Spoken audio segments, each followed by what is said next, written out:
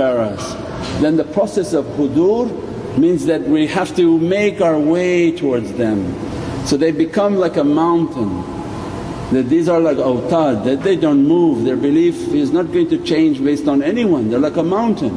But we are like this, we have fishing this way one day, this way one day this way, one day this way. So the hudoor means I have to keep their company, I have to keep their presence, I have to keep their way so that I can learn what is their characteristic, what is their way, how do they talk, how do they interact, what do they want in my life. And that becomes now the ocean of ihtiba, of obedience. When you want to enter into real hudoor, you have to completely obey them, because then you only know then that why your will is here and his will is here, why your will is here and his will is still there.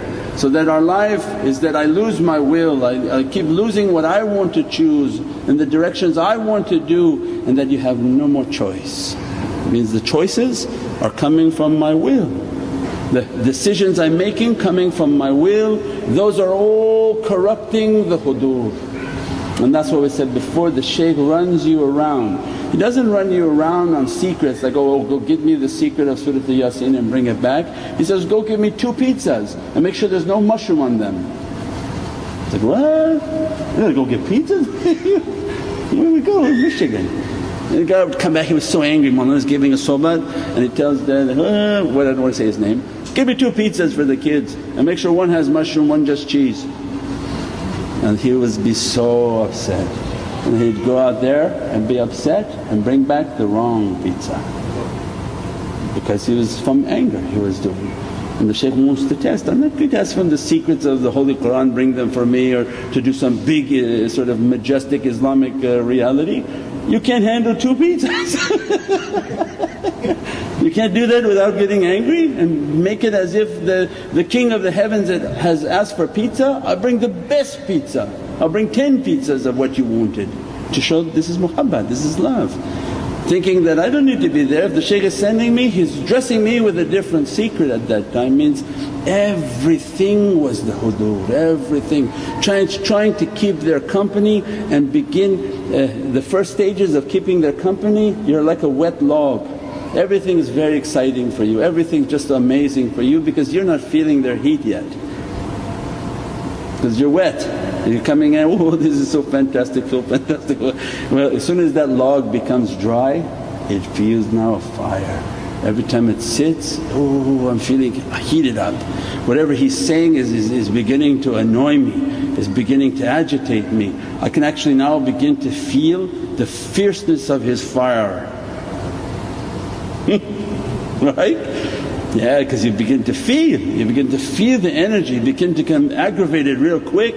That's the wood, that's the state they want to take. Make yourself like a piece of dry timber and let us begin to burn you. This is not physical for anyone watching on the news, oh these guys want to burn people. No, this is all spiritual. This is a spiritual that when you're wet you don't feel anything. When you sit and sit and sit, and through the hudoor you're trying to keep their company, every night you're trying to meditate so that the company is 24 hours. I keep his company when I pray, I keep his company when I do zikr, I keep his company when I drive, I keep his company when I'm sitting at home, I keep his company when I'm in his company. And then you begin yourself like dry, you're drying, immediately you can catch. His energy comes, you begin to feel it. At that time that tafakkur and that contemplation is then be consistent. Keep yourself calm, do your zikr, breathe, let that energy to begin to come until the student can catch fire.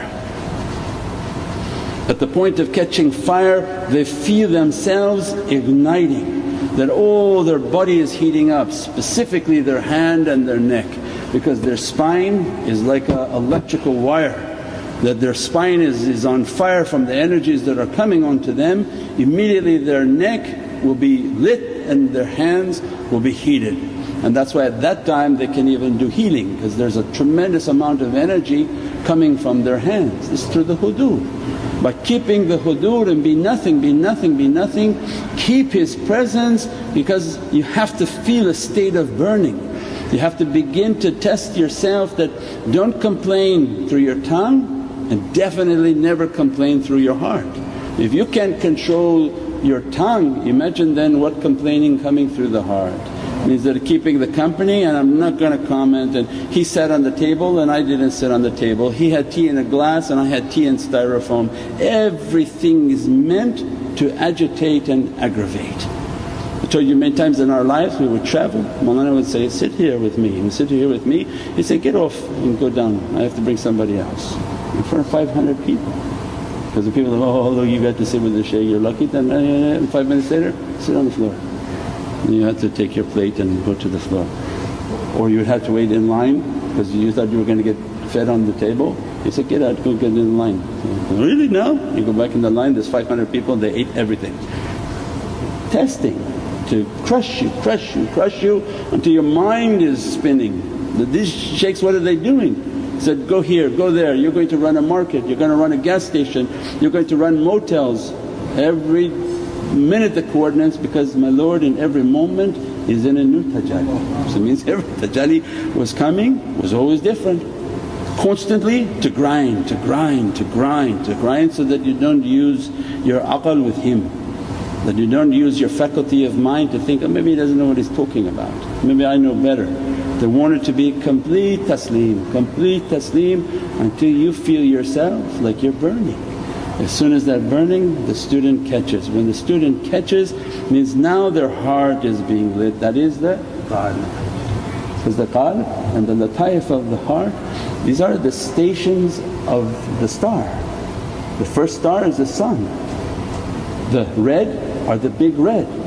So even when we study the birth and the movement of stars, that's why Prophet described, my companions they are like stars. If they're like stars, what Prophet is? He's the star maker. So means then the stations of awliya, they are stars. As soon as the student begins to catch fire, means they can immediately heat up, they are entering into a state of sun. Their qalb is like a shams. It's now being lit and Allah is lighting that heart, Prophet lighting the heart, ulul amr lighting the heart. Because now that faiz is coming through the good character, through the muhabbat and the hudoor, the student is now matching. Because he's not continuously conflicting, no, you don't know what you're talking about, I know. So through that crushing he's this, as soon as it becomes like this, that now entered into fana. He's now in the fana of the shaykh. Because with his love and with his hudoor and all his testing, the shaykh's faiz and light is dressing upon that student, dressing upon that student. They begin to get heated, they begin to get energized and electrified. As much as they can carry that, they're carrying the light of the shaykh, which is the light of Sayyidina Muhammad. They are all Muhammadan lights, there's only but one sun.